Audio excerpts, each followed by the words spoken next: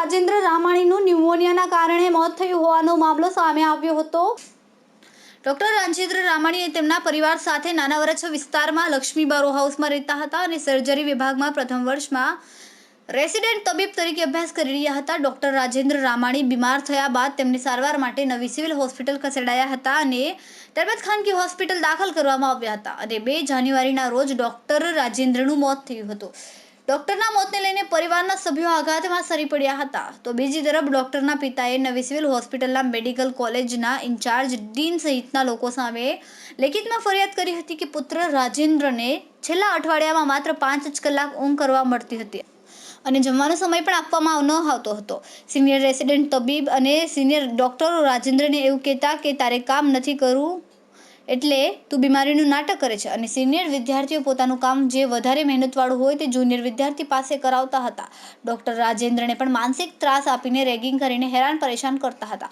તો બીજી તરફ આ મામલે નવી સિવિલ હોસ્પિટલમાં એક તપાસ સમિતિની રચના કરાશે અને તપાસ સમિતિ દ્વારા રિપોર્ટ 10 દિવસમાં રજૂ કરાશે અને જેમાં કસૂરવાર લોકો સામે કાયદેસરના પગલાં ભરવામાં આવશે તો ડોક્ટર રાજેન્દ્રને ન્યાય મળે તે માટે પરિવારના સભ્યો માંગણી કરી રહ્યા છે।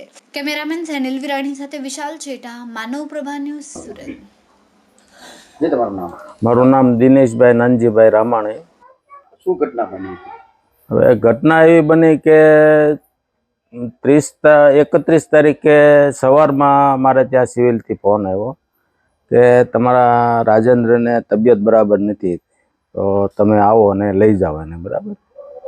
તો હું ત્યાં ગયો ત્યારે રાજેન્દ્ર બેભાન અવસ્થામાં હતો અને ત્યાં એની કોઈ સારવાર હાલતી નહોતી। જોકે 2-4 છોકરા હતા એની સાથે જે સ્ટુડન્ટ હોય, પણ કોઈ એને બાટલો ચડતો હતો કે ઓક્સિજન હતો કે એવું કોઈ હતું નહીં। પછી હું એને વ્હીલચેરમાં બેસાડી અને ઘરે અહીંયા પ્રાઇવેટ હોસ્પિટલમાં મેં એની સારવાર ચાલુ કરાવી।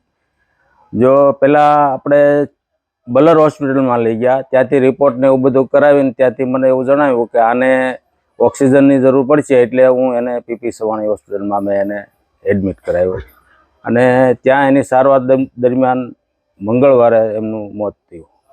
અમારા વિડીયોની નવી અપડેટ મેળવવા માટે સબસ્ક્રાઇબ કરો માનવ પ્રભા ન્યૂઝ ચેનલને, બેલ આઇકન ક્લિક કરો લેટેસ્ટ વિડીયો સૌથી પહેલા મેળવવા માટે।